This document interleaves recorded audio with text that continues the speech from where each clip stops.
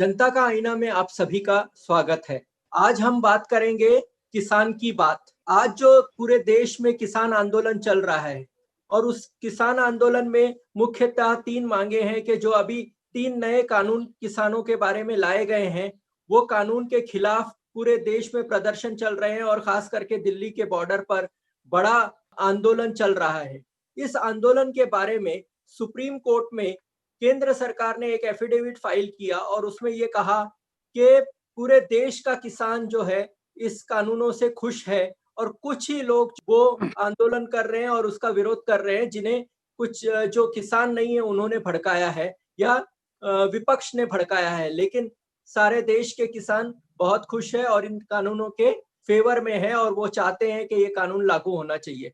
तो इसी बारे में हम देश के अलग अलग किसानों से बात कर रहे हैं। आज हमारे साथ हैं संदीपन बड़गिरे, जो कि लातूर जिले में, जिसे महाराष्ट्र का सबसे सूखाग्रस्त इलाका माना जाता है, मराठवाड़ा, वहां पर लातूर जिले के सोनवती गांव में वो अपनी खेती करते हैं और उससे अपना जीवन निर्वाह करते हैं। तो हम संदीपन बड़गिरे जी का स्वागत करते हैं जनता का आईना में और उनसे यही पूछेंगे कि संदीपन जी, क्या आप इन तीनों कानून से खुश हैं? अभी जो सरकार ने 3 कानून लाए हैं उससे मैं भी खुश नहीं हूँ, बाकी के किसान भी खुश नहीं होंगे, क्योंकि ये तीनों कानून किसान के खिलाफ है। ये इसलिए है कि इसके पहले कृषि उत्पादन में और खरीदी बिक्री में कृषि से, खेती से जो माल आता है, उत्पादन आता है, उसकी खरीदी और बिक्री में बहुराष्ट्रीय कंपनियां या देशी कंपनियां या देशी उद्योगपति का कोई रोल नहीं था। लेकिन ये 3 कानून से बड़ी बड़ी जो कॉर्पोरेट कंपनियां हैं, देशी कंपनियां हैं, विदेशी कंपनियां आएगी, उनका हस्तक्षेप बढ़ने वाला है। ये जो 3 कानून है, इसमें एक तो कॉन्ट्रैक्ट फार्मिंग का कानून है, जिससे किसान को कंपनी की मदद से खेती करना है, ऐसा उसमें है। और वो खेती कंपनी जैसे बोलेगी वैसी खेती करनी है। तो कंपनी अपने हित के हिसाब से खेती करने को बोलेगी सरकार को, तो उसमें किसान का हित कम होगा और कॉर्पोरेट कंपनियों का हित ज्यादा होगा उसमें, और किसान ज्यादा से ज्यादा नुकसान में जाएगा, फायदा नहीं होगा।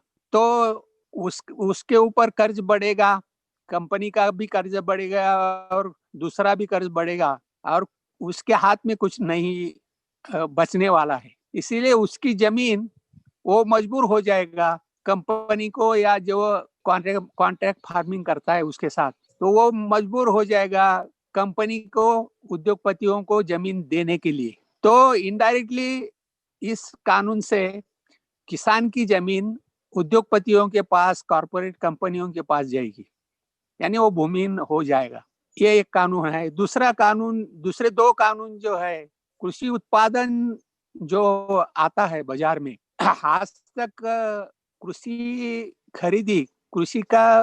उत्पादन की खरीदी मंडी समिति में ले जाकर किसान वहां आड़तियों के जरिए वो अपना माल बेचता था। तो अभी जो कानून लाए हुए हैं उसमें खासगी व्यापारी या खासगी कंपनी, कॉर्पोरेट कंपनी या उद्योगपतियों को माल खरीदी करने की छूट दी हुई है इस कानून से। तो एक तो यह है, और जो माल जो खरीदा हुआ जो माल है उसको स्टॉक करने की मर्यादा कुछ भी नहीं है अभी। पहले मर्यादा थी स्टॉक करने पर, व्यापारियों को या किसी भी खासगी कंपनी को स्टॉक करने की मर्यादा थी खेती का माल। तो अभी ये मर्यादा इस कानून से हटाई हुई है। कौन सा भी उद्योगपति या कॉर्पोरेट कंपनी कितना भी माल खरीदी करके अपने गोडाउन में रख सकती है। तो इससे पहले शुरू में मंडियों में जो किसान जाता था, तो अभी जो मंडी समिति है या कृषि उत्पन्न बाजार समिति बोलते हैं महाराष्ट्र में इसको, मंडी में अगर कम भाव रहेगा और वो कॉर्पोरेट कंपनियां शुरू में मंडी समिति में जो भाव चल रहा है कौन से भी अनाज का, उससे ज्यादा भाव दे देगी। पहले 2-3 साल में ये चलेगा। बाद में अगर ये चलता रहा तो वो कृषि उत्पन्न बाजार समिति जो है उसमें जो आड़ती माल खरीद कर बेचते हैं उनको नुकसान आएगा, क्योंकि कॉरपोरेट कंपनियां उनसे ज्यादा भाव देंगी शुरू में, तो वो खरीदार अपना दुकान बंद करेंगे, क्योंकि उनको परवड़ने वाला नहीं है ये व्यवहार, तो वो बंद करेंगे दुकान। और बाद में मार्केट कमेटी बंद हो जाएगी, यानी मंडी समिति बंद हो जाएगी, और खाली ये जो बड़े बड़े कॉरपोरेट कंपनी और उद्योगपति है उनको ही माल खरीदी करने का एक पर्याय रहेगा।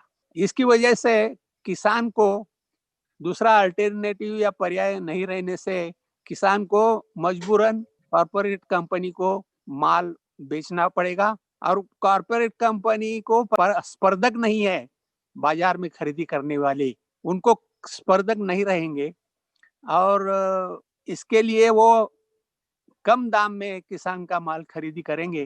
तो किसान का माल जो बाजार में, मंडियों में, मंडी समिति में या कृषि उत्पन्न बाजार समिति में पहले किसान माल बेचता था, इस कानून से ऐसा हो गया कि कॉरपोरेट कंपनी को या किसी भी खासगी व्यापारी को माल खरीदने का लाइसेंस मिल गया है। इससे ऐसा होगा कि पहले 2-3 साल में बड़ी बड़ी कंपनियां ज्यादा माल को ज्यादा दाम देगी, मंडी से ज्यादा, यानी कृषि उत्पन्न बाजार से ज्यादा दाम देगी और माल खरीदेगी।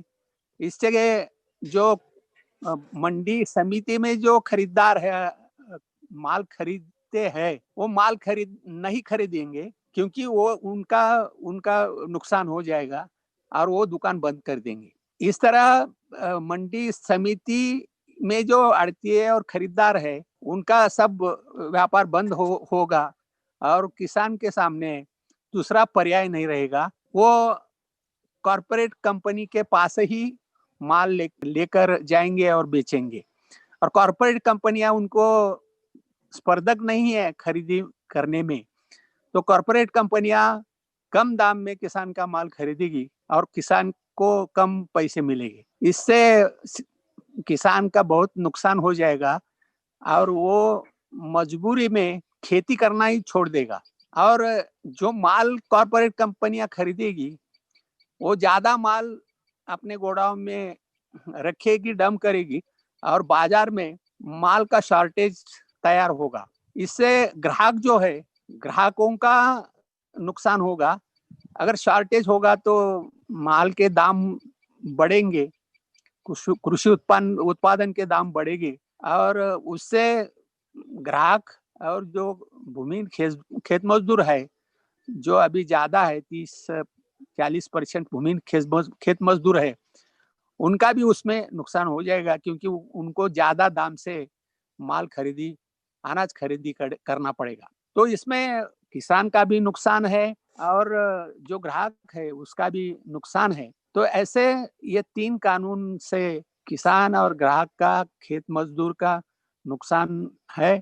तो इसके खिलाफ है अभी जो दिल्ली में आंदोलन चल रहा है, सब देश में आंदोलन चल रहा है। तो यह आंदोलन सही है और इसको सब किसानों ने, महाराष्ट्र के किसानों ने और देश के सब किसानों ने इसको सपोर्ट करना चाहिए, इस आंदोलन में भाग लेना चाहिए।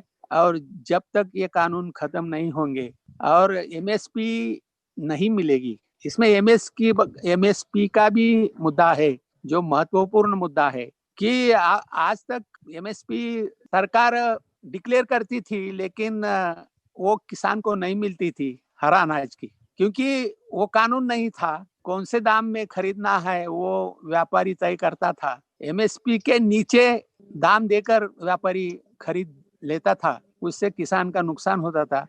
अगर एमएसपी का कानून हो गया तो एमएसपी के आगे ही किसान को दाम मिलेगा और किसान का उसमें फायदा है।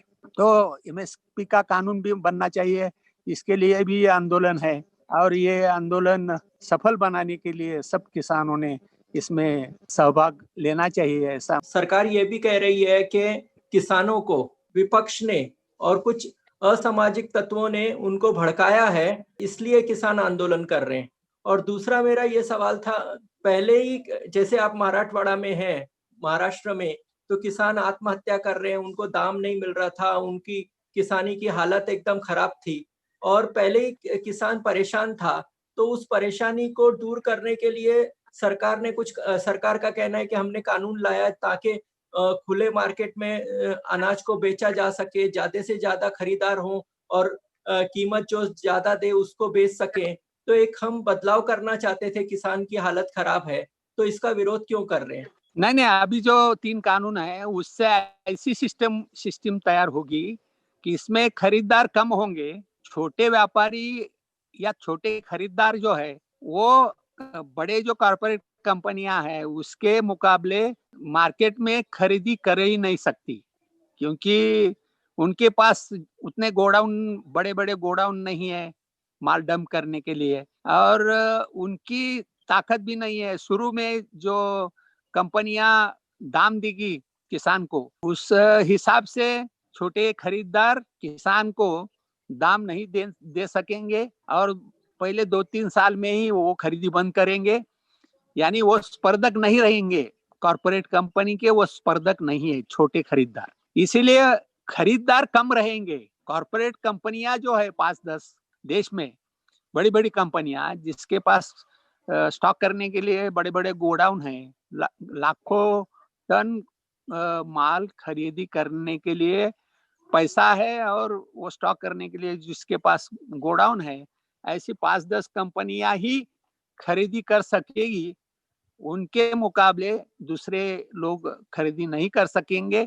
इसलिए किसान को ज्यादा पर्याय नहीं है, इसमें ज्यादा अल्टरनेटिव नहीं है माल बेचने के लिए, इसलिए वो बड़ी कंपनियों के पास ही उनको जाना पड़ेगा और बड़ी कंपनियां उनके हिसाब से, उनके फायदे के हिसाब से ही माल का दाम तय करेंगी और किसान का उसमें नुकसान होगा। और जो ये बात कही जा रही कि विपक्ष इनको भड़का रहा है या असामाजिक तत्व किसानों को भड़का रहे हैं। नहीं नहीं, ये तो सही बात नहीं है। हाँ, अभी विपक्ष अस्तित्व में ही नहीं है। विपक्ष हाँ, भड़काने के लिए भी कुछ ताकत चाहिए, हाँ, उतनी ताकत भी विपक्ष के पास नहीं है, विरोधी पक्ष के हाँ, पास नहीं है। हाँ, तो वो तो खाली झूठी बातें बोलते हैं बीजेपी हाँ, के लोग या सत्ताधारी लोग, तो हाँ, वो गलत है। हाँ, और असामाजिक तत्व तो इसमें नहीं है। या इस आंदोलन को बदनाम करने के लिए ही अभी ये सब प्रोपेगेंडा चल रहा है कि इसमें असामाजिक तत्व है। तो असामाजिक तत्व अगर है तो सरकार के पास सब यंत्रणा है, उन्होंने वो असामाजिक तत्व ढूंढना चाहिए और उसको बाहर निकालना चाहिए। सुप्रीम कोर्ट ने कमेटी बनाई है और वो कमेटी को बोला गया है कि वो किसानों से बात करे, सबसे बात करे और अपनी रिपोर्ट सुप्रीम कोर्ट को दे।